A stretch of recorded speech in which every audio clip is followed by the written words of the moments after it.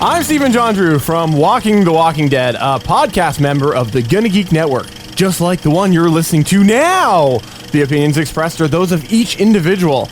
Check out other podcasts at GonnaGeekNetwork.com and get ready because geekiness begins in 3, 2, 1.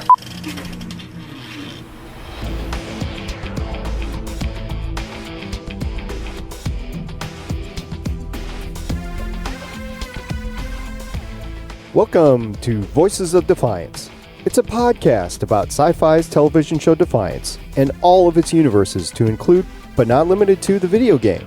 We're not experts, just a few fans like yourself that love the show and want to geek out about it.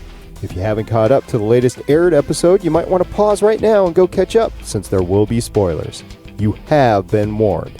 And now, let's have some fun and get on with the podcast. Quick, somebody get H.G. Wells. Somebody blew up the warehouse. Hello, I'm Stargate Pioneer, the host of Voices of Defiance, and with me is the woman who apparently cannot sleep, is a vampire, and stays up all night. Her name is Shannon. Hey now. It is true, though. I'm a vampire. And then also with me is the man who is getting too old and cannot stay up all night anymore.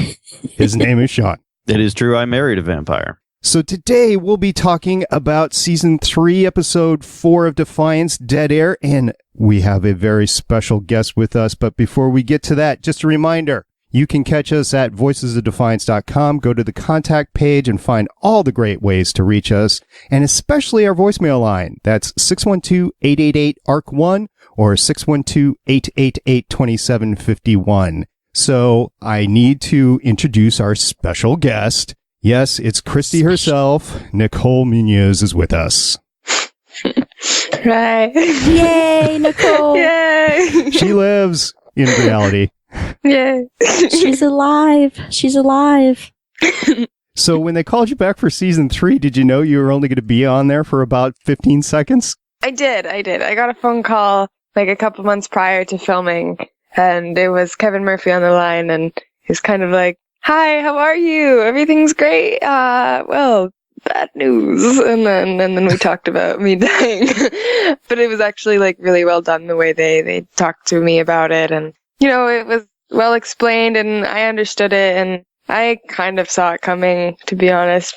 But yeah, they made it feel nice. It didn't sting, and at least I had some pre-warning, so I got to go to Toronto knowing I was only going to be on set for 2 days, and then I went back to Los Angeles. It looked like it was really cold out. It was snowing the whole time I was there. Apparently I wasn't there for like the worst parts of the freezing Toronto winters, so I can't really complain. And we were filming like in the house, and I had lots and lots and lots of clothing on. Christy likes to dress in layers. That was definitely on purpose. I think it was like 20 or 30 below up there at the time. Mm-hmm. I believe it. She's like, yes, and I had 15 layers on to prove it. Yeah. And like 20 hot shots attached to me, so I don't feel it. Or at that point, everything's just so numb that I can't tell anymore. One or the other. So you obviously were killed by your mother-in-law. And as of the character, Nicole, were you okay with that because you were saving the baby, or did that sting because it was the mother-in-law, or... As Christy or as Nicole? As Christy. As Christy. Well, I gave her permission, so I kind of like did it to myself, I guess. But we were doing it for the baby, so I can't say it like stung. I think it was Christy being her brave self and finally going out the way she, I don't see any other way she could have. She was very, I want to say heroic. I'm just going to toot her horn. Just a little bit, yeah. Yeah, I mean, she was doing it for the baby. Stama didn't really have much of a choice. No matter what happened, that baby was going to wake up pretty quick. And if he would hear it, he would definitely not let that child live. I think both of you were showing motherly instincts. Mm-hmm. Yeah. And it was nice because you actually finally get to see Christy be a mom, even if it was for just, 10 seconds. So, as the mom, do you prefer the name Luke or Bear for the baby? Lukey Bear? Oh, God. Definitely Luke. Okay. Christie did not name her bear. Bear McCreary is crying right now. Oh, God. I'm sorry. So, as Nicole, how was it having a death scene at the hands of Jamie Murray? The best. I wouldn't have asked for a better death scene. It was really well done. I think it was well written. I think it gave Christie a beautiful exit and Stama a really great plot to move forward with. Jamie is amazing to work with, and she's so open and honest, and it's just so easy to act with her on set. So I couldn't have asked for a better scene partner, to be honest. I really enjoyed it. How was the mood on the set that day? Everyone was working. I remember it just being like, I think everyone knew that in the back of my head, in the back of Graham Greene's head, and Justin's head, we were all going, this is our last day, this is sad. But we were all just trying to ignore those feelings and just really focus on the work and just give all our attention to the show. And that's the attention the show deserves. And we did. We just really pushed forward and filmed and did all our takes. And then finally at the end, we had our goodbyes. Aw. Yeah. Aw. I know, it was sad. But you held your dad's hand when he was dying. You know, that's something, right? Mm-hmm. Oh, that was so sad. Yeah. You landed on the floor next to him. Yeah. That's something. You were close. Yeah, we were close. Great family bonding before the end, you know. And then your mom took your boots. So, I mean, it's great family Were bonding they time your there. boots? No, I think they were race No, boots. his. No, Yeah, they- she took his boots. We were talking about that on set. We were kind of confused. There was a reason, but I forgot now. But Had a knife in it. That's what it was. oh yeah, there you go. that makes a little more sense. Yeah, right there, you've got the entire family except for Linda Hamilton, who is amazing, but played Christie's mother. She's running around, Luke's running around, and that's about it. I mean, that's all that's left of the entire family. I remember sitting there for the opening episode just going, well, no, I didn't expect that. That whole family's gone. I mean, I know, I almost rage quit. I'm like, gosh dang it. It's scary when you see characters die that many at one yeah, time. wholesale. Yeah. That's what it was. It was just wholesale slaughter One of the for the entire price of two. McCauley's. Yeah. 3 for 1. Half off. Okay, so have you had a chance to watch any of the episodes past the premiere? No, I haven't. I've only seen the premiere. Okay. I do plan on watching them, and I have said in like other interviews that I will. I've been away and I haven't actually like had TV for a bit. So, Right. that's why. We just watched episode 4. Right. So you have seen the Olmec, though, in the premiere, right? Yes. Whoa, those guys are freaky. Yeah. I didn't get to see them on set. I had no idea what they were going to look like. Even when I did ADR, I didn't get to see their scenes. I just like knew the actors because I saw Nicole briefly, but not in costume. That was quite the shock when I watched the show. I was like, what are those? And the teeth, and that was intense. That was scarier than Rom Talk, I thought. So let's get real. Do you think you could take her? 100%. Yeah. There's the Christie we know. I mean, you did throw someone off the arch. Yeah, which is gone now. So, you know. I saw on Twitter that there's a picture in the arch was like, getting blown up, and I was, oh my God, what are they doing on that show? I was killing everything. Yeah. I'll leave you for a couple weeks and you blow up the town. People are dead. Yeah, it's sad. Ah! Yeah. It's what happens when Christie's not in town. Like, things go to Exactly. That's awesome. We need to retcon you and bring you back. Have you in a dream sequence? Come back and start pointing fingers. I'd love to go back. See, that's what I'm thinking. This whole season is a dream sequence between Nolan and Arissa, and because of the head thing that they're going on with the pods and stuff. So I think there's a chance. There's a Really? chance. You're going Dallas with this? You're going JR? I'm trying to, yeah. I'm stretching. I'm reaching, admittedly. I think there's something there. I just don't know.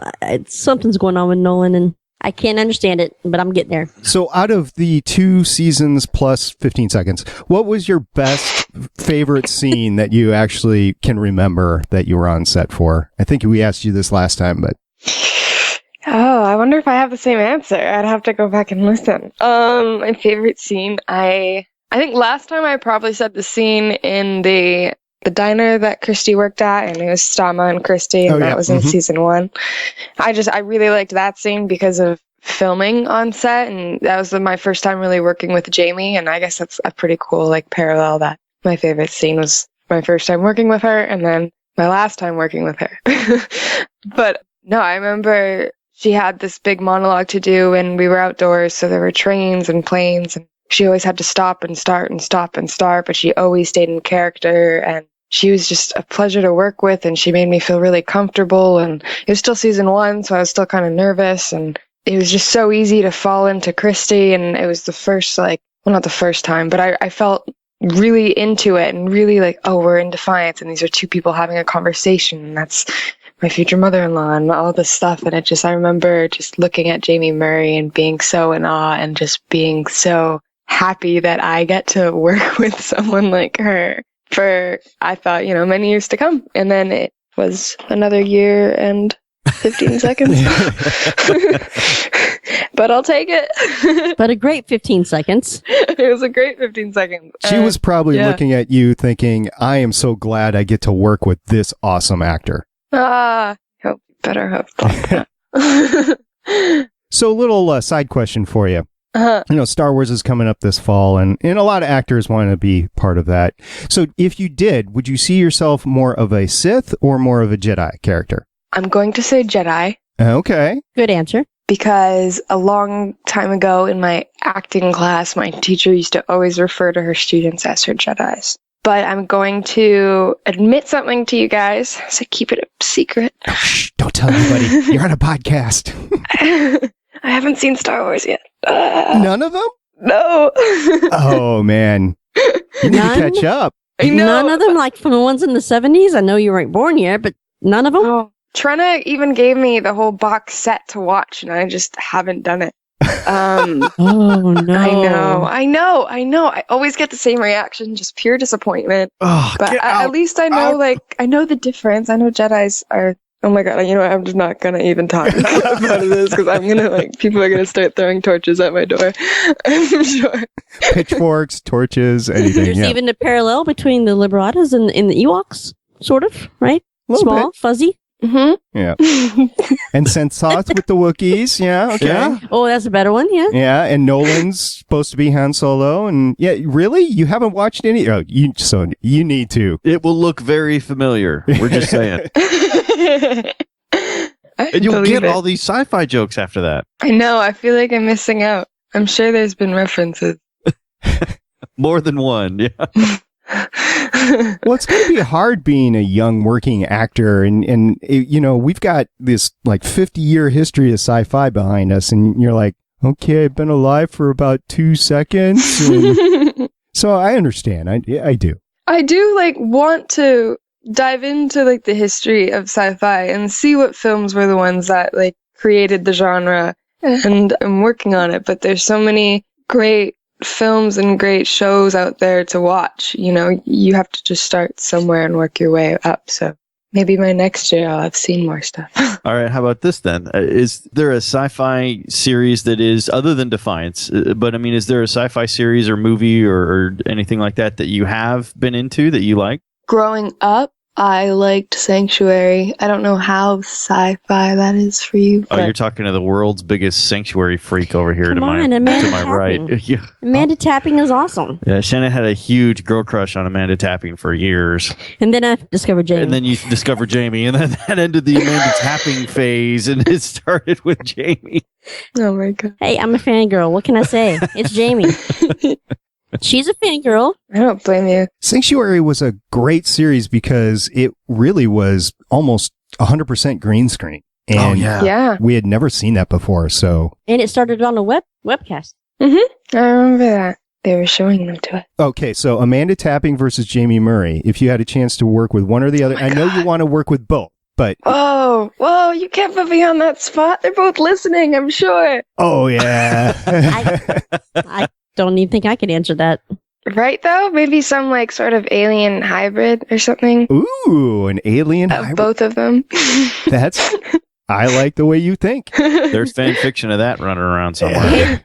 Oh, I'm sure there is. There is fan fiction when you're on Warehouse 13 fan fiction because you have H.G. Wells and Helen Magnus all together. It's great. Leave it to you to have found that, actually. I know it. I know it. Internet is a dark place. So getting back to Defiance for a second. Okay, so you're gone and your husband's left out there trying to fend for himself with the baby. How long do you realistically think he's going to last out there alone without you? Well, I didn't think you would last the end of the episode, but I did, so. Surprise. Now I have no idea. He needs you. He truly does because he is scared about your mom. Your mom scares him. She's scary. She scares me. She scares Nicole like me. She's scary. Well, she had you chained to a table. I mean. Mm-hmm. Like freaking mom much. Man. Just what's a little putting a gun up to your head? What's this little love, Yeah, it's just her way of showing it. She's just a little lost, In Defiance, that's actually probably true. I haven't seen you in a long time. Come give Mama some hugs and have a gun. Hey, I'm just trying to think. It was awesome. You were on a set with Tony, with Jamie, with Linda. Yeah, Linda Hamilton. Wow, all in one room. Yeah, that was, I think, the coolest part of the 2 days was it just seemed like everybody was in that house filming something at some point. That's why the energy was so focused on work instead of focused on, oh, half the cast is being killed off today kind of thing, because everyone was there and everyone was in their zone. And it was a really interesting vibe on set, but I really appreciated it because it pulled out like everyone's best performances, I thought. I can only imagine what everyone felt like when they first read what they were going to be doing. I'll tell you exactly what they felt like. Whew, didn't die. All right. Probably, they're like, oh God, what's the next episode? Oh, my name's in it. Okay, good. Oh, Good. I got a lot of lines. That's got to be positive. Yeah. Yeah. So for your last scene, you learned a lot of cursing words. Oh, that was fun. It's always fun. How long did it take you to learn all that stuff? Takes me a long time to learn Casti, which is weird because I tend to learn languages decently quickly for rules, but then Casti I've always kind of struggled with. But I think it's just because I have nothing to relate it to, because I speak French, so I can relate Portuguese, and I've learned just Spanish and Italian, and those kind of sound French, so it's easier to learn, but Casti just doesn't sound like anything I know, so I'm learning I use body movements to try and remember each kind of syllable. But Jamie was telling me she just repeats it over and over again. Maybe she has another secret that she just didn't want me to know. She wants to coin the whole I'm best at Casti thing, but whatever. I don't know. You did pretty good for a human transplant there. That was pretty good going there. Spewing it out pretty quick. I got lucky because, Christie's human, so if she screwed up a bit, that's okay. It's not her native language anyways. That's true.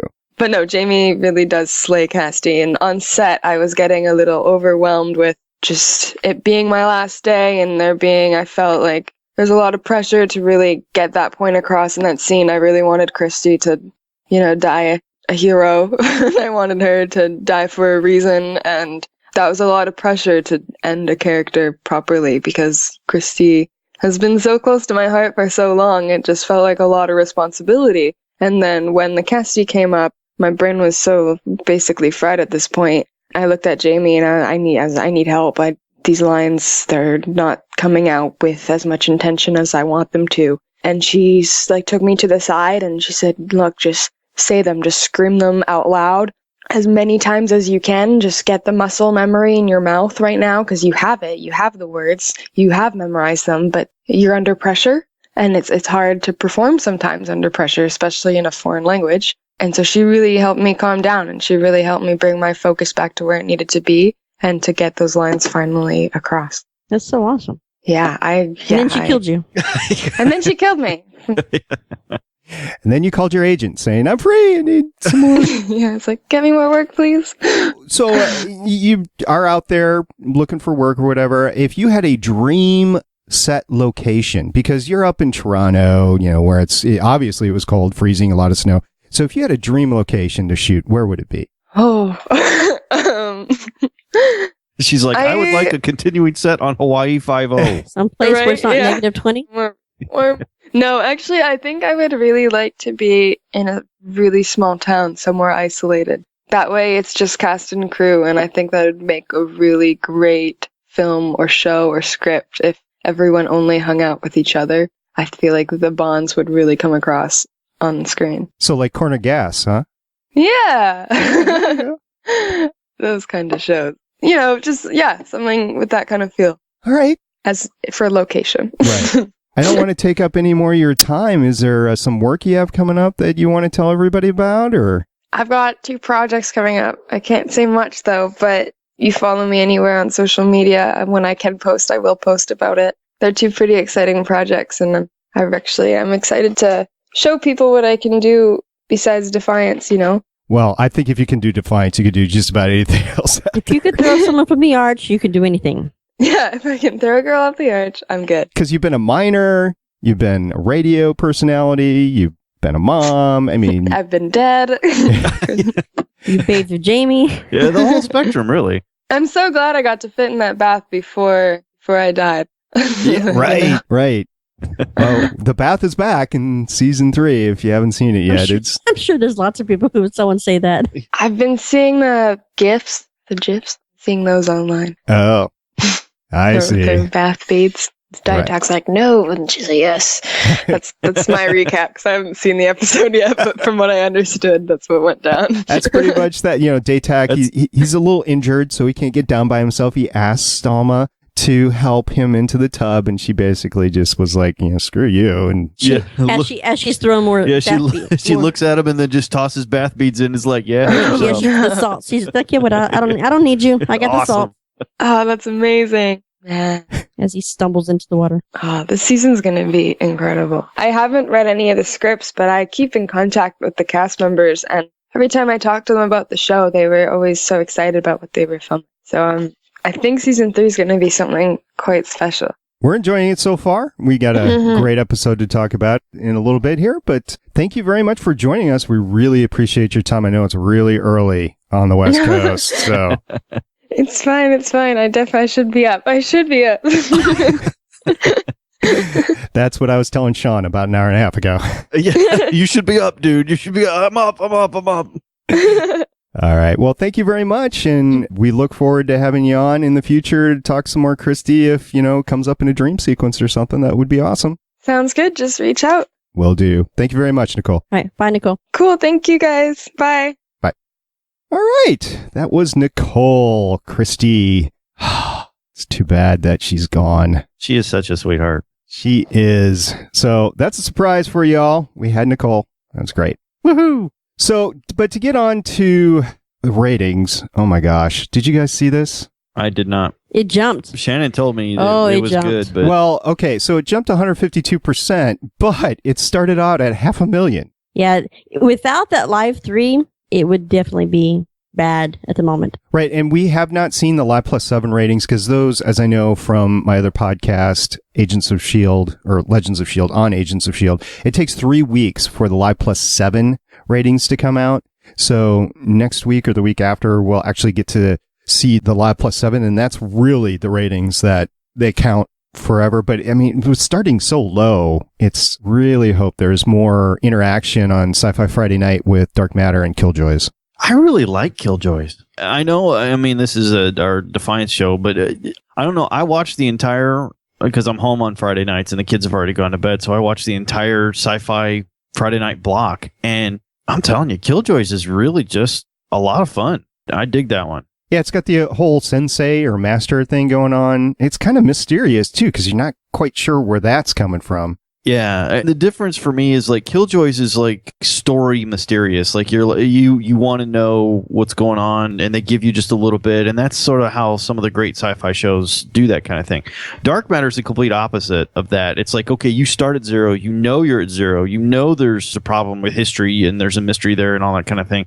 And the show is actively trying to work to find that out, not just kind of like, oh, we'll tell you a little bit about that later. You just hang in. Like in Killjoys. And so it's kind of a different feel for both of them. So I've been impressed. I still prefer Dark Matter, but I'm enjoying both. It's not like I'm like, yes. Dark Matter's it and Killjoys suck. No.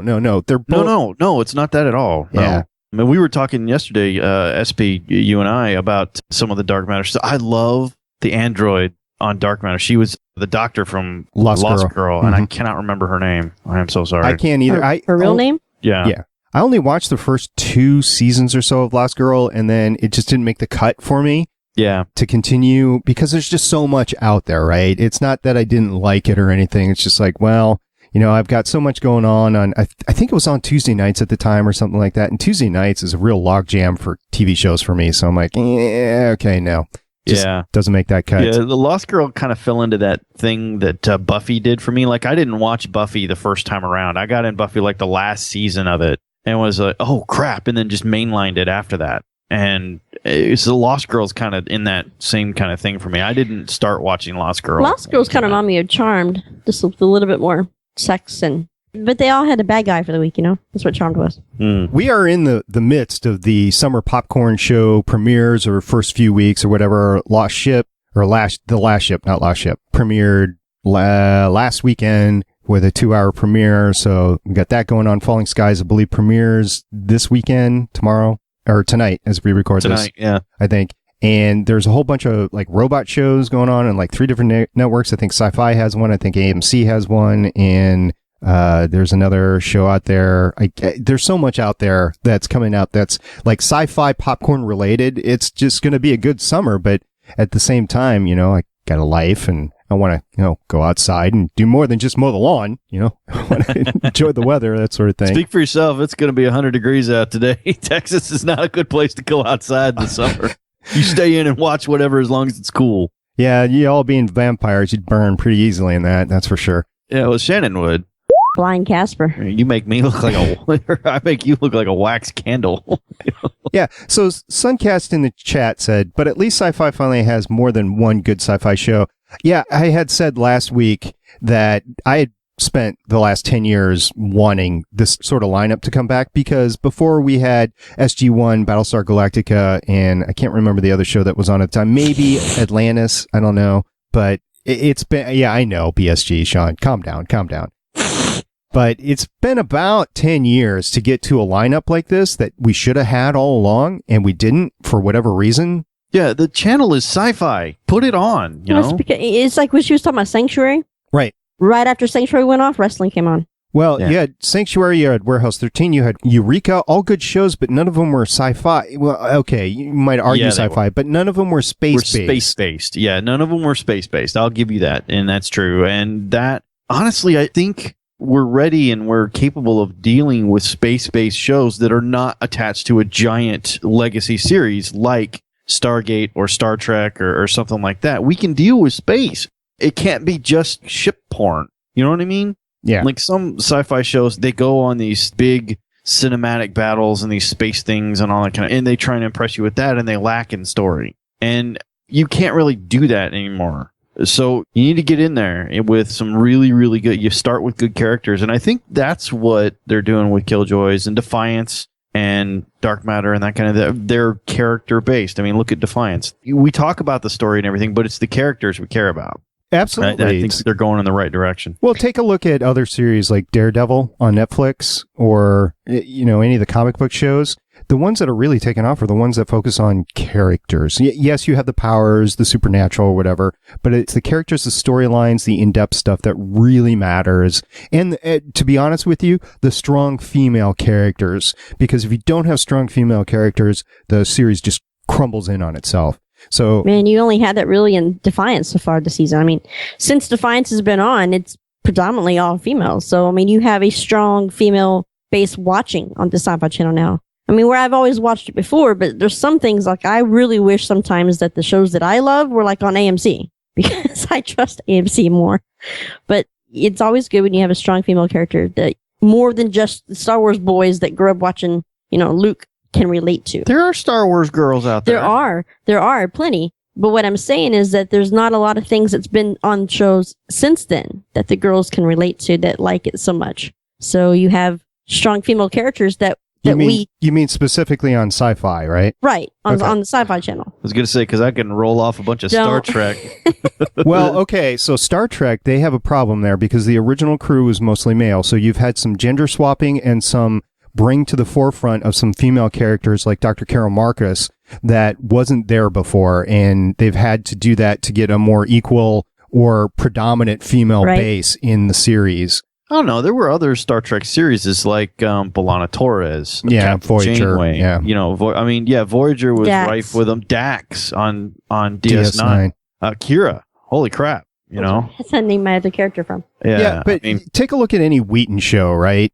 So Buffy, Firefly, lately, you would have to put Agents of S.H.I.E.L.D. in there too, even though he's not showrunner for it. His family is. So it's definitely got the feel for it. And it's more and more predominant. It's getting that more reality, honestly, and I've enjoyed it. But again, let me just revert back to Suncast in the chat. He said, SyFy tried to do too much cheap reality. Okay, so not only SyFy, but everybody got caught with that. Everybody got caught with the reality bug. And I had a great chat with the operator on Legends Podcast a couple of months ago about that. And if you just take a look at, unfortunately, what happened in kind of the mid 2000s, and you can point to everything from The Bachelor to Deadliest Catch to Extreme Home Makeover or whatever. They were just cheaper shows to make, and they made decent TV because you didn't have to pay, like Friends.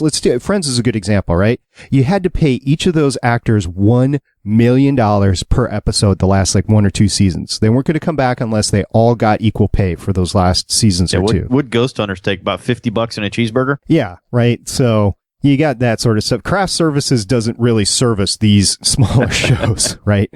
So you got to go out to your McDonald's on your own and grab that. But okay, there's that going on. But this gets back to Defiance on Friday night with Dark Matter and Killjoys, and it's a lineup that we have sorely missed. It's a lineup on a night that SyFy is traditionally on that has been sorely missed for a while because we've had wrestling on there. And Sean, I've heard you in the past make arguments that wrestling is kind of like SyFy a little bit, which I can't disagree with, but it's just not the same. It's not the same. It has no place on the SyFy channel. I disagree that it has no place. It's like watching superheroes. It's like a cage match of superheroes, and each one of their special moves and their characters, they all have superpowers and stuff like that. I can understand why it's on.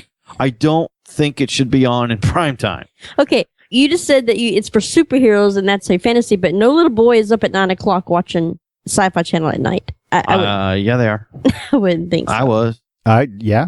Definitely. If it was on, I would try to catch it. And if it wasn't on, I would try. When I was a kid, HBO was just coming out. Matter of fact, we didn't have cable until I was past 10 at least. And we got our first VCR. And remember when they used to do those premiere weekends with HBO or Showtime, Cinemax or whatever, I would make sure that I would just have a tape running the whole time in the VCR because I knew at some point in time I'd come back and watch it. And I think the majority of those, as we discussed last week, are in my basement right now. So going through those one last time as I'm on the treadmill. But yeah, I will like where SyFy is now. Now, if they could just keep it up and gain some traction. Keep Defiance. Keep these storylines going. Like a 50-year-old on a hot date with no Viagra, they're having trouble keeping it up. That's going to be on a shirt somewhere. So season 3, episode 4, Dead Air, was written by Gregory Weidman and Jeffrey Talk, both relatively newbies, pretty much. And it was directed by Larry Shaw, who also directed last week, and he is very, very experienced. If you go and take a look at his IMDb filmography, he's been around the horn a few times. We talked about it last week, and I think his influence on both last week and this week came through absolutely. I will say I need to start out. This has been bugging me, and I've been trying to put a positive light on it, but the CGI with the arc explosion and the singularity bomb didn't quite get there for me. I mean, it was great, but it was I don't know. The arc explosion, and I'm not kidding. I sat there and I was very happy that they did something that drastic in the town, but when it exploded, I went, oh, somebody ran out of money. I know that's bad. And then we saw it later on, too, because it looked like Tron digitation, the original Tron. Yeah. I think the shot looked good from the ground, but when they did the shot, when they went over it, it didn't look good. They maybe, I think that may have either been rushed or something. I don't know. I can see rushed because the series wasn't green lit until very, very late. So yeah, I mean, I think they did the best they could with what they had is personally what I think happened. True. I will agree with that. And we might get confirmation on that a little bit later, but it's just something that was bugging me. But Okay, so they blew up the arch. That was pretty cool that they actually did that. And unfortunately, there's no way to fix it. Okay, and this is going to get me on a long rant. So we've had a lot of death and destruction and terraforming, and there really isn't anything left of society as we kind of know it today. At least not in North America. There's nothing left.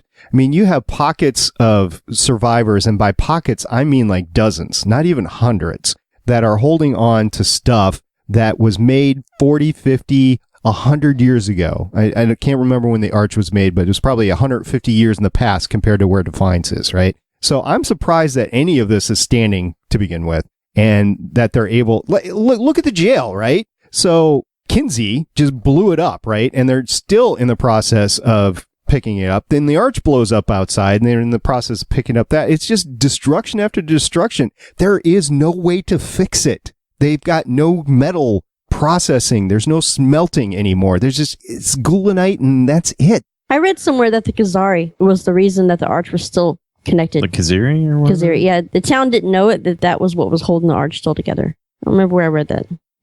I could be wrong. Yeah, like it was a transmittal or whatever, and the Khazari actually made sure that the arch survived by pushing it up during the terraforming process. But, to get back what you're saying, it's kind of scary when you're watching a series that you like a lot, and then you start seeing all this death and destruction. It makes you wonder, oh my God, they're going to kill off everyone in the show. We're not coming back. Did they go into this season thinking that they're not going to have a fourth season? We're just going to go out with a bang? Or, if that's not the case, then, oh my God, that makes the viewer very nervous when you're watching all your people. Well, you said a couple weeks ago that you were just thankful we had a third season. I am thankful we have a third season. So I'm not Doesn't mean I don't want a fourth one. I'm just going to let this one ride out because I'm not sure that we are going to get one. So it's just like, okay, let's just assume that this will be it. That you have great moments in this series. Look at this episode. Pottinger listens to Spandau Ballet in the dark. Seriously, how cool is that? That was just sick. It was awesome. I love Spandau Ballet. It is sweet. I was like, yeah, that's great. Make out music. Make your move, son. It was so funny how you look just like the girl in the movies. What movies? I've been watching my master's porn in the den, The Fab Four, the Beatles, right? I didn't get it till I saw Ringo, and I was like, oh my God. Yeah. It's just, I thought maybe they're all the same. Nope, they're not all the same. They got 4 different people to do it. That was good. And, okay. I'm just going to get this out. We have confirmation. I will call it absolute confirmation, even though Amanda never heard him say it. There's confirmation that Poopinger, raped Amanda in New York. Okay, the flashlight and the mask are still there, is preserved. She is confirmation. And I'll tell you this, I did not see Poopinger being bi. It didn't even occur to me, and that's stupid. Because, I knew that the whole time. He had a crush on Connor. Yeah. I know. And he stole his hairbrush. I know. You disappoint me, sir. I saw that. I know. It was just like, oh my God, that should have occurred to me. You should have. It should have. It's sad, and I was just like, oh. Come on, man. He stole his hairbrush. He had a fascination with hand lotion. I thought it was going to be cloning or some stuff like that. What does the fascination with hand lotion have anything to do with it? It has plenty. You say bi people are just more hand lotion friendly? What? He was. He needed his lotion. There was insinuation that he shot his commander. So I think Mikado was the one that he shot. Oh, you think? Yeah, because they said that's Samir right. Yeah, they said did. he shot his commander in the head. That's why we don't have Whitesack. That's right. Now, see, he would have been better off falling in love with Whitesack because that probably would have been a match made in heaven. Whitesack loves to party, and he probably would have sung Spandau Ballet with him in the dark. See, that's where and taught him how to paint. That's my prediction for season 3 is that the two of them got together and did a cover band. That would have been, yeah. That is good storytelling, damn it. Okay, read Who's right. going to play the drums? Ringo. Ringo? Yeah. They had the whole thing right there. Take a share. Read right carpentry. Okay, where are the works of Pottinger? Where are the works of Niles Pottinger? Because he had 6 months and he's saying, oh, I've read, I've wrote, I did a little carpentry. Where is this stuff? I think in his Amanda layer there, he built all that for himself. Yeah, the skeeve room. The viewing room where they all get together, including the biomen, and whack it to Amanda rolling around on her bed drugged out. Okay, so here's my theory. No, actually, he was watching Amanda and Nolan. Oh, yeah. He was. We just didn't see any of those tapes. So here's my theory. So we know that Ringo died in the Singularity Bomb. I think that the other three saw what was happening, said, screw this, left out the back door with as many weapons and rollers that they can. So there's 3 biomen that are out there. We did not see them die. They are alive and they are roaming around. Could be, but Surviving as soldiers of fortune. They're kind of slow. Hunted by the U.S. military. If you have a problem, if no one else can help, and if you can fight them. Which one of them would be Ace? We're talking about the A-team here. Bruce. Yeah, face, and well, wasn't John always the face? Yeah, it's true. Huh? There you go. Ringo would be Murdoch. Ringo's dead. I know, but he would have been Murdoch. Okay, so Murdoch's dead. Okay. Murdoch's dead. I pity the fool. Oh, that would be George, wouldn't it? George would be B.A. Yeah. B.A. Baracus. All right. So if you have suggestions on who can replace Ringo as Murdoch as the A-team of Defiance, go ahead and hit us up at our voicemail That would lines. be where I would like Sukar to come back. Sukar's not really a Murdoch. He's more of a B.A. You know... Which, you know, he said, didn't the OMEC say that all the pods were failing? So if they all failed, Sukar's gone. Yeah, but I think some of them are like, okay, this still, the whole headache thing or nanites from the Khaleesi or whatever's going on with those two. I mean, we saw Doc Yule very briefly in the town square after the arch blew up, but we saw her in the preview. Okay, spoiler. We saw her in the preview for next episode. She's going to come in. She's going to have to help Nolan and Orissa somehow. And if anybody's got a shot at figuring out what's really going on, it would be Yule. You know, I still think there's some kind of dream sequence thing going on here. Exactly. Why would you dream this? My dreams never do this. What I'm saying is, I think, I don't know, maybe they're still down below. There are not near enough naked aliens in this dream for me to be dreaming it. Well, there's plenty naked in this episode. Yeah, it's good. Oh, yeah. There is some swapping of paint going on here. Shall we go again? And she's like, crap, it didn't work. Well, Okay. but then did you see her face? She's like, at first she's like, crap, it didn't work. But then she's like, all right, Yeah. why not? Then she does that little giggle. Okay. Daytech just falls to the ground unconscious in a quivering mess. You have some stamina, sir. She's obviously got an infatuation with him. Like, why do you want me dead? Actually, I don't. And then she tells him the story of what's going on. So, but you don't see her tell all of it. So how much does she really tell? Well, okay. So I was thinking about this. If he shows up alive anywhere and the spies, whoever they are, because I think that there's more than just Daytech and Stalma in town that are spying. Right, there's got to be somebody that watches them. Yeah. So if Tevkin is found alive outside there, they're done. Alec is dead and they're probably killed too. So she had to let him in on what was going on in order to save all 3 of them. So now you got to hide him, which gigantic purple guy walking around. She was effective at hiding some of them. Well, he doesn't really have to be hidden. He's in the Gulenite mines. It's just him and Kinsey in the mines. There's nobody else working in there. So not only are you going to have that she has to deal with, but now she's about to have a jealous Daytech. So who has no shot at competing with him. She still loves Daytech. Don't be... It's not all about love, man. No, but... Apparently Shannon would leave me for a giant well-hung purple guy. Giant purple people eater. Or the girl. Or girl, whatever. Either way. Well, yeah. Bye-bye. There'd be a lot of leaving if Kinsey was involved, let me just say, on any side of the fence. Well, Christie could take her, so I think Shannon has a shot. I seriously doubt it. But if Shannon got a shot off, it would be bad. So she said I'd be shooting. I'd be happy to die. So when you talk to Kinsey, are you going to use the term coitus? Don't give him any ideas, man. Absolutely. I'll drop it every 3 minutes. So, Coitus, what were you doing last Coitus? So you just kind of roll with it, and I'm sure she'd be fine with that. This episode was fraught with music because not only did you have the getting it busy going on in Station Arrowhead, but you had Rom-Talk playing the records, which he should have some bonding time with Alec. He should employ Alec as a DJ. Alec's radio station is gone. Might as well get a new gig, right? Welcome to Ron Talk Radio, DJ Hostage. Spinning it for you 24/7. So you got that going on. And then you've got the Olmec opera going on. So there's just music all over the place. Culture. And she hummed to him. And he hummed. That was me. I don't know if you noticed, but when she was humming that song to him while they were having fun in his little, it looked like a bird's nest. It was just weird. Do you see what they were in? It's like a gigantic big bird nest. It's the entrance to the mine. That's where they're at. No, I mean what they were sitting in. Yeah, right. Well, it was his own little bachelor Nest? pad. Yeah, that he cobbled together from the Need Want Bazaar. But that song that they were humming to each other is the song that was playing. Yeah, I'm making a love nest. I need twigs. Where do you go for twigs? The Need Want. The Tars.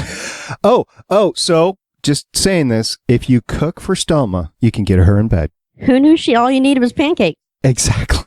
Which you probably didn't ever eat, A but little bit of poison, a little bit of pancakes, and the girl's happy. That'd make me happy. a little bit of acupuncture going on. Yeah, they had, look, it's heavy equipment, pancakes, and bird's nest. That's Stama's trifecta for easy coitus. Coitus. Just had to use the word again. I told you, I can work it into any sentence. It doesn't matter. I got another show that does that entirely. It's fine. So guest 55 in the chat says, Sukar is still around. He will never die. Well, I don't know about never. You mean but- he'll never die again? He's like Jesus. He just comes back.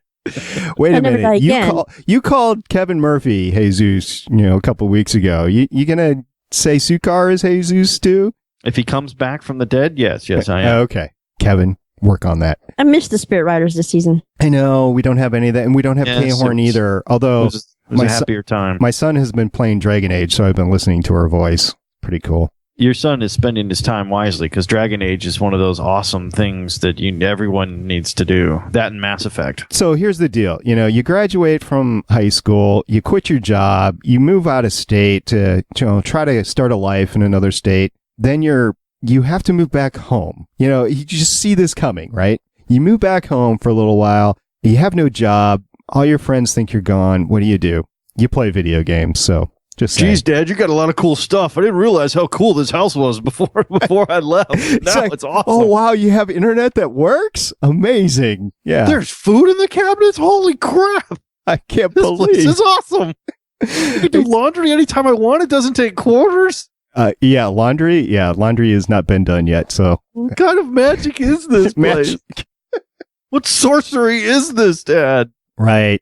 And then Suncast has a question in the chat. Do you think Rom Talk could brainwash Alec into following him and the VC? I'm going to say no, and I'm going to say no because the whole killing his wife deal. Pretty traumatized.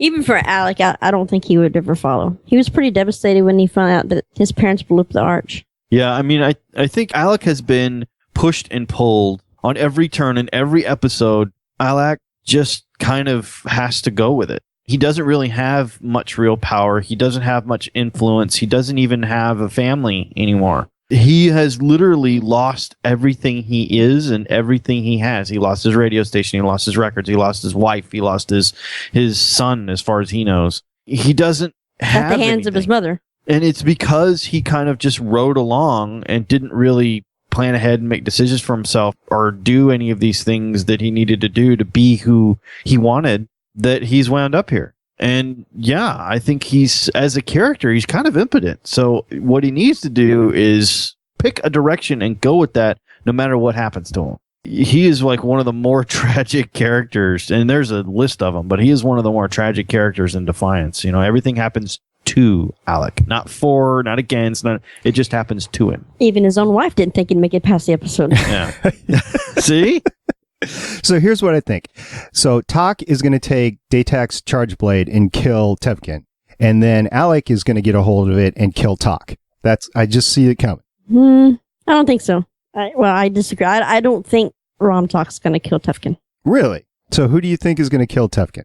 Well, obviously it's not the poison. Because he's got a frickin' ship up there full of purple people eaters that are just going to kill the whole planet. I still think at the end, and of course I could be completely wrong, but I still think at the end you're going to have Rom Talk dying before the Omex. Well, honestly, Rom Talk is more immediate but less scary than the Olmec. So I think really it's going to be Amanda and Nolan who take care of the Olmec. And I hope Kinsey lives. But I have reason. You have reasons. I have for reasons. I hope Kinsey lives. She just has to stay alive long enough to see you to your death. Yeah.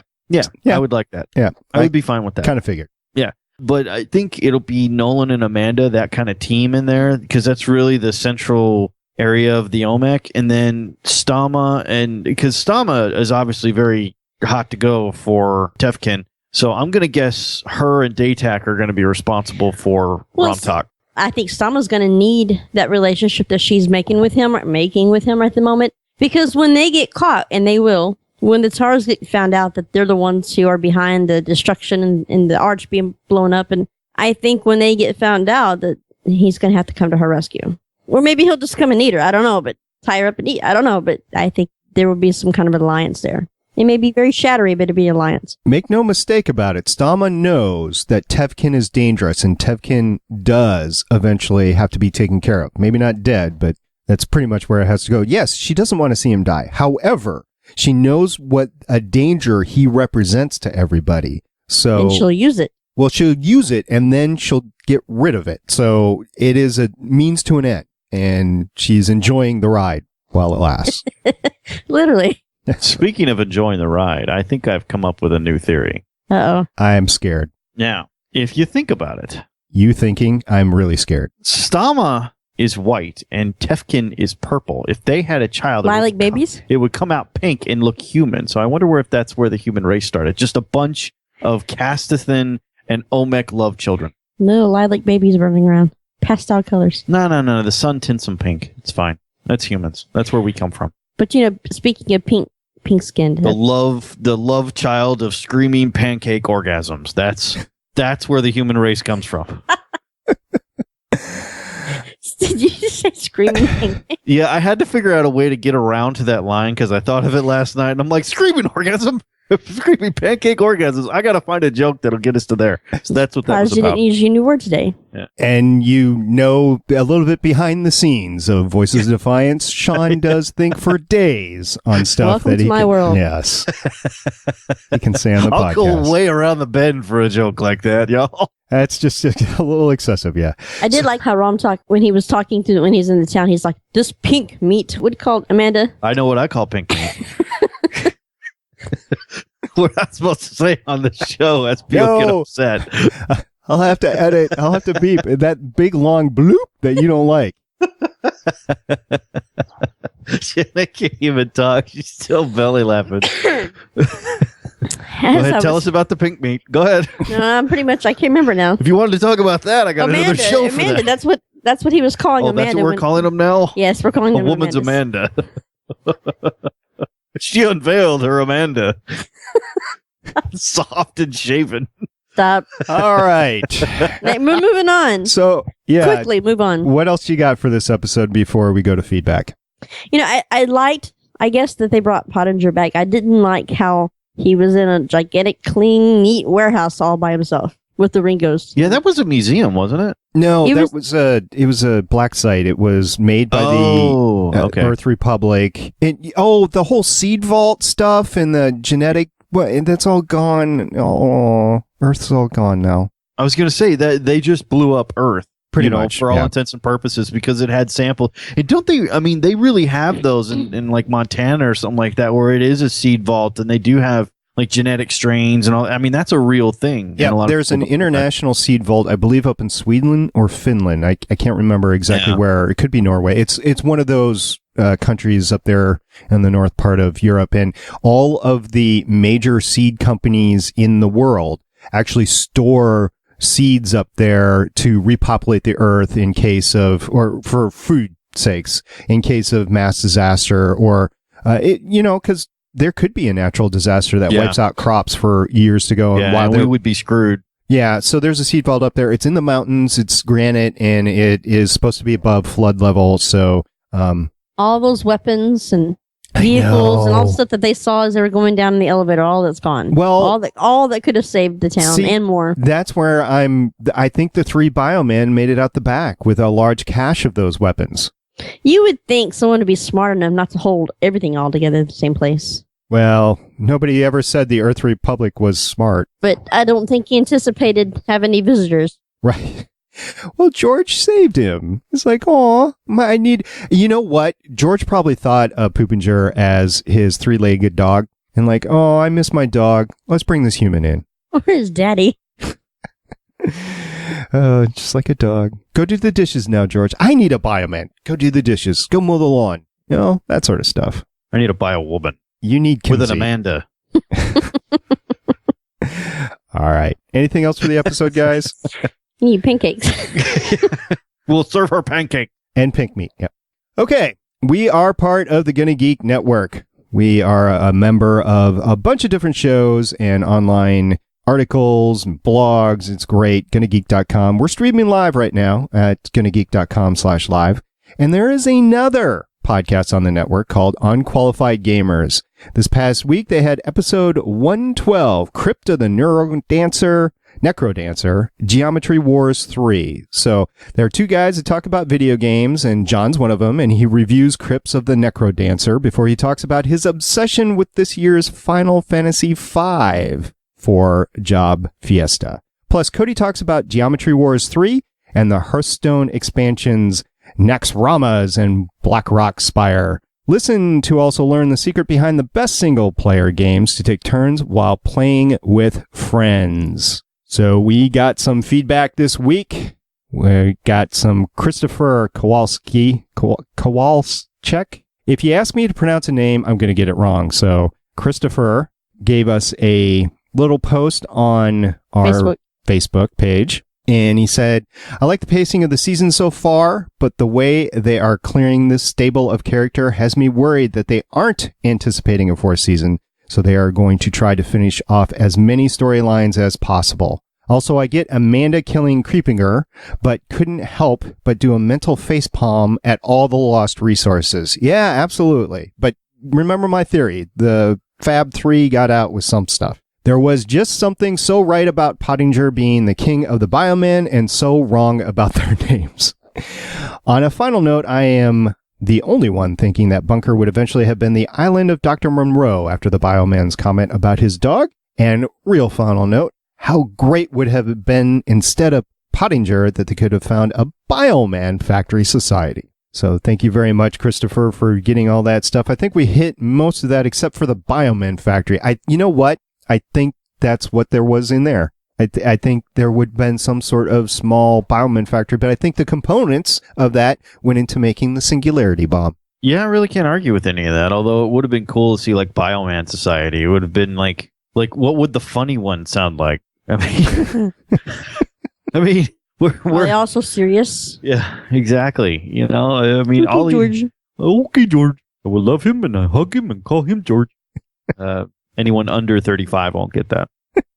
So on to Twitter. We asked via a clamor. It was on a previous podcast number 33, and I put out a clamor out there. For those of you that don't know what clamor it is, it's like a little 18-second blurb of the podcast. You can It's find a small pink clam, not unlike. And what? I'm getting the look over there. Yes, thank you, Shannon, for the look. I appreciate it. Sometimes the red tape is just not enough. I just got to hit them. I just learned the mute on his mic. You know, it's over by the mixer. Find out which channel his mic is in and just hit mute and we'll be fine. Okay. So I asked basically, how did the OMEC learn English? And Sean, you agreed with me. Well, the executive producer of the show, the showrunner of Defiance himself, Jesus, Mr. Kevin Murphy, tweeted us back and said, we'll answer that question in a show later this season. Dun, dun, dun, dun, dun. But he did answer the question about the context that we had last week. He did. And basically, there was a couple of tweets that he gave on that. The first one was that Arissa wore contacts in season 1, digital makeup in season 2 and 3. Doc Yule wore contacts in season 1 and 2. See, she did. And digital for season 3, and both for medical reasons. But also, the Tarrs do indeed still wear contacts, and it looks awesome on them. So Kevin Murphy was very active with us on Twitter this week, and we appreciate your contributions, sir. We really do. See, Jesus listens. He does. Oh, we were pretty active all week long on Twitter. Yes, we were. Sean was doing a happy dance. I was doing a happy dance. And you were doing a happy dance because? I got to talk to Kinsey. Quite a bit, actually. I did, and she said she was going to devour me, and I'm good with that. Kinsey would totally flirt with Sean. Mount and devour you. Mount and devour me. Yeah, that is. I'm all down. I'll make her pancakes if I live. The first in the series of tweets, which you'll just have to go to her Twitter feed and our Twitter feed to see, is Kinsey would totally flirt with Sean. Flirt, sniff, nibble. He's okay with that. I'm good. I'm good with all of that. Yeah, especially the nibbling. I'm good. I'm good with all of that. And then later she's going to mount and devour me, which I am also very fine with. But yes, I was doing a happy dance. It was that is just a flat, attractive, and sexy woman. I'm sorry. Both Nicole, who plays Kinsey, and Kinsey herself, just absolutely stunning. I fanboy over her as much as Shannon fanboys over Jamie. And that's just a lot. That's a lot. That's saying something. So yeah, I'm still stuck on Anna Banana. Anna Banana is the one I think you marry. The Kinsey is the bad girl isn't good for you, but you're going to do that anyway because she's going to eat you. Yeah, yeah. The one you don't listen to your dad about. Sandrock, keep this in mind. All right, your dad is probably right. It's not going to stop you. It never did me, but your dad is probably right. She's not good for you. Although she's not going to be probably happy with her daddy. Kinsey. Yeah, he brought Stom into the nest. I think it's all calculated. Yeah, it's not as bad as you think. Yeah, it's all. Yeah, I think it's not about any kind of relationship. He just needed to make pancakes for someone. Mm-hmm. He's been cooped up in that ship for a long time. So we also heard from Lieutenant BB himself, Billy McLean, who calls himself Cece BB. His first name is Cece. BB. This is my sister Dee Dee. So, Sean, you were asking if he had a first name, which was totally a Galaxy Quest reference. If nobody got that last time around, what's my first name? So Billy gave us a tweet and said, "Of course, BB has a first name. It's CC. So we have Lieutenant CC BB."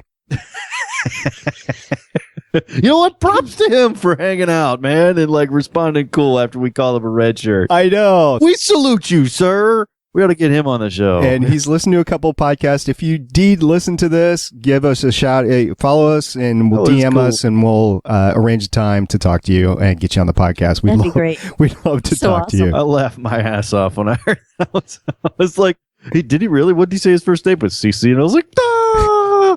So, yeah, that was freaking cool, man. And then at WX4CB tweeted us, and he tweeted us with a picture of Stitcher on his car radio. Yes, you can actually hear Voices of Defiance in your car through Stitcher if you link that up, and he has a wonderful picture there. So really appreciate that, sir. Appreciate you listening. And at Spatus, SPATSUS, Richard, he said, "I'm glad I wasn't the only geek to wonder how the baby got in the car." Yes. Really? Because there's some... Yeah, Shannon and I were looking at that, and yeah.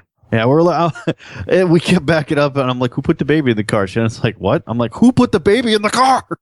As a new father, as I learned the joys of, is everything in the car, right? And my oldest is now 5. We got a 2-year-old and everything. And SB, you'll know exactly what I'm talking about. There is a constant fear and worry at where is the baby at the moment. Yeah. There's some times that you're like, oh, what happened? Well, it's right where I left him in the high chair. And as they get older, it's the constant. Exactly. As they get older, it's the constant fear of it's too quiet. Go find them. Yeah, I can't hear the baby. No, let's go find the baby. So I mean, immediately I saw the baby appear in the car. I'm like, who put the baby in the car? We had to back it up. Nobody put the baby in the car. Yeah, and it was just a continuity thing. So it's. I know that's how that is, but yes, you are not the only one who looks at these things and sees this Mr. Was it Spotus? Spotus, yes. Spotus. Richard. Spotimus Prime. At Medi52 said, "Take care of you and I take care of mine. How is that anyway in the same place?" Just asking, because we were saying a couple episodes ago that Datak and Stalma were still in the same place, and they were bickering back and forth while Stalma was on the roof talking to Lieutenant CCBB, obviously, because he's communications officer now for the VC. And we were saying that they were basically still a team. I still believe they are, because there is no way that we heard them talking. Stalma went to the Gulanite mine, and Datak knew exactly what was happening, and she was going to be thinking of him the whole time. He was enjoying what's her name girl back in the tub Adina, while she was gone. Yeah, Adina. He was enjoying Adina while she was gone. I don't think she was thinking of him at all, actually. Yeah, I don't think he was thinking of her either. He was enjoying Adina and bath salts. Help me in the tub. Yeah. Yep. And then just one last thing. We also had Trenna retweeting us, and it was a back and forth between Billy, and I basically asked on Voices of Defiance if Lieutenant Beebe would share Doc Yule's affiliation for frogs, and he basically said, I would share anything of Trenna Keaton. She's smoking hot underneath that skin. Yes, she says she's blushing. Right. That's I don't know. fine. She's smoking hot with this. You know, she's just smoking hot without the costume. Yeah. Plus, who wouldn't want to like play with the like dimples on her forehead and everything like that from the texture? That's cool. You're just weird. What? I'm just saying you're. I appreciate different things. Hmm. Look, when the aliens finally do arrive, I'm going to be set, and you're going to be like, oh, they're so sticky and gross. So I'm going to be like, yeah, what's up? I'm going to be looking for the aliens of Stama. How you doing, girl? You are a girl, right? All right, how you doing, girl?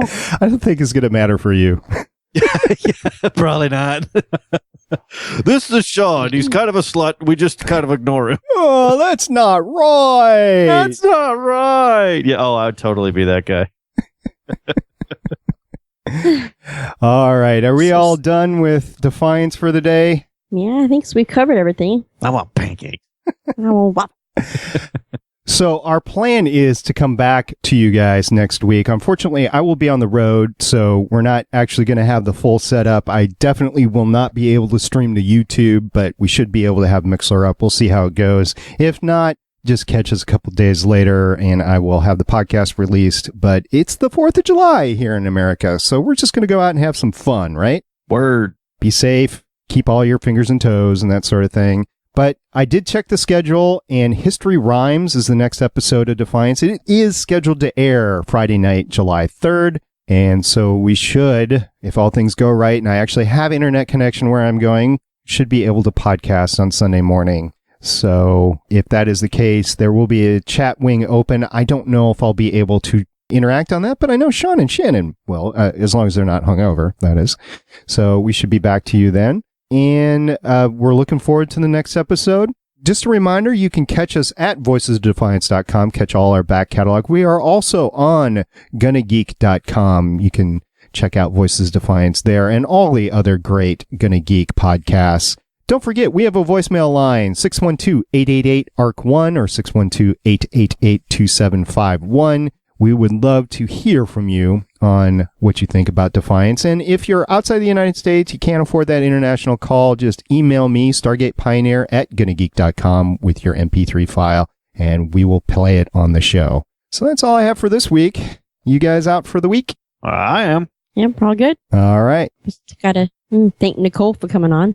Absolutely. Thank you very much, Nicole. We really appreciate you coming on. And I did mean that when I said that, if you're still listening, that we would love to have you on in the future, because I know she's going to be back in a dream sequence. Alec is like, when Tommy died. He saw everybody. We're going to see her again. Well, I think we'll see Tommy too. Yeah. Especially after what we saw between Berlin and Arissa. Oh, that was cold. Just cold. Oh, she just walked away, but on to next week. Yeah, she might be getting help. You don't know. She walked away. Yeah, it's awesome. She just needs a snuggle. She does. She does. I will offer myself in that capacity. All right. Until next week, I'm Stargate Pioneer. This is Shannon. I am Shad. Bye. See you next week. Thanks for listening to Voices of Defiance. If you want to get in touch with us, you can catch us on Twitter at VoicesODefiance. Email us at feedback@voicesofdefiance.com. Go to our Facebook page, facebook.com/voicesofdefiance. Swing by our website, www.voicesofdefiance.com, or send us a voicemail at area code 612-888-ARC1. That's 612-888-2751. This podcast is not affiliated with SyFy, the television show Defiance, or the Trion video game Defiance. Music titled After the Apocalypse by Sneeshnook and Rocket Easy by Soundroad can be found on pond5.com. Catch you next time, and watch out for those hellbugs.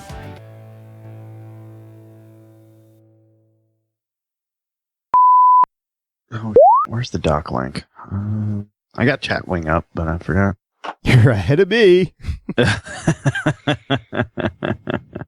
I was up and moving this morning, but not by much. I think you when you did the hangout. Hey, Maureen, are you up? I had been up for like 3 minutes. So that was a no. I was like stumbling my ass to the bathroom. Shower. Alrighty. That's what happens when I stay up past midnight. I'm like a gremlin. You're definitely not a vampire like me. Definitely not. I married a vampire, but I am not one. Yeah. Can I start calling you the undead in public? I used to be able to. Not if you want to protect how you sleep at night. I'll take that as a no. Ooh, that's a sexy picture.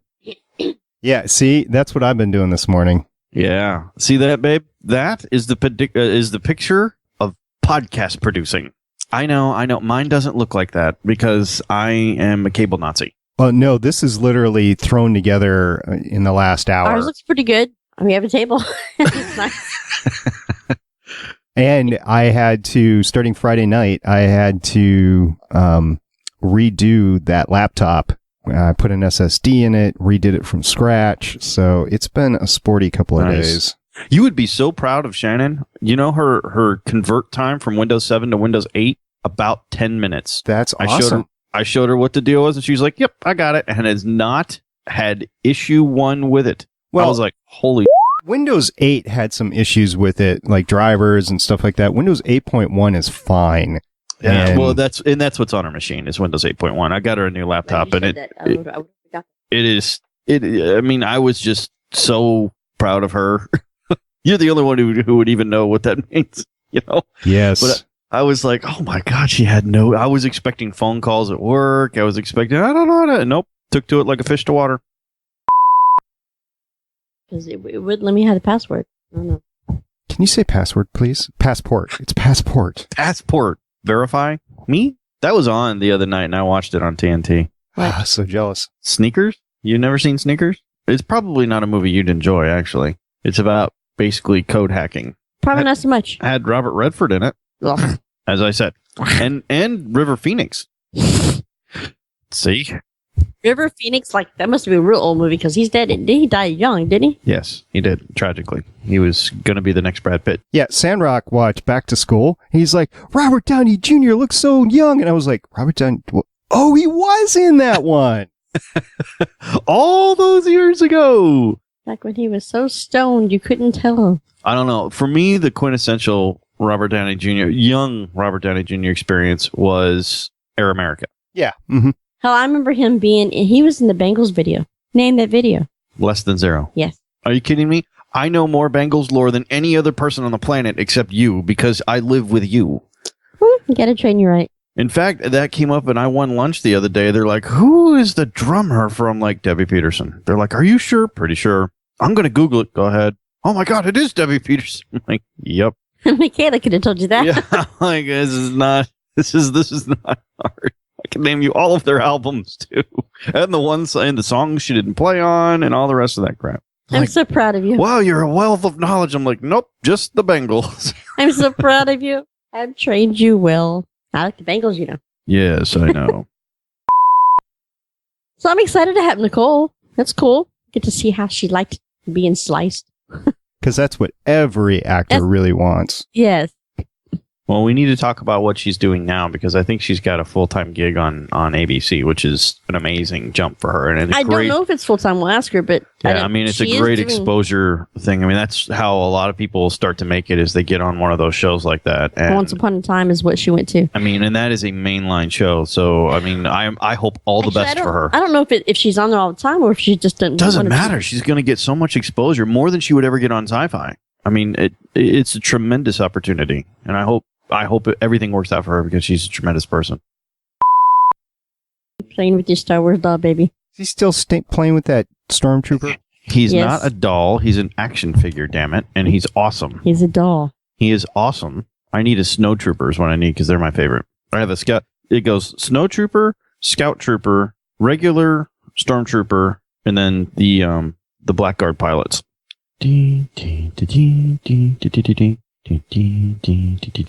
See, he's got his arms moving, everything. That makes him not a doll. He's an action figure because he's ready for action. Have I seen some action? Was I in the Navy then? I haven't listened to it forever. Holy the mouse wouldn't work. I mean, yes. He gives up. Oh, I'm too cool. You see what David made for us yesterday? Actually, he made for you. Purple people. I'm just saying, that's a sexy purple people eater. I'm always excited when you're like 10 a.m. I was like, oh, Central. Oh, yeah, so it's like 8 o'clock for you, right? Yeah. That's like a decent hour. I should be awake at 8 o'clock. That's like what most people are awake at. So. No. Not if you're Shannon, no. I know. I don't want to wake at 8 o'clock. Shannon gets up at the crack of noon. Oh, nice. You're my type of people. Vampire and all, that's for sure. Because I play the Defiance game every night. That's true, until like 5 in the morning. Oh, Only wow. Oh, it's so much better. It cuts me off at 4 o'clock. It does its reboot. So Yeah, the server reboots. That's the my only time to reason go to you stop sleep. playing, yeah. Oh, no. It's like on Netflix when it like stops and it's like, are you still watching? And you're like, let me live my life. But yes, I'm still watching. Yes, play. Broadcast has been successfully terminated.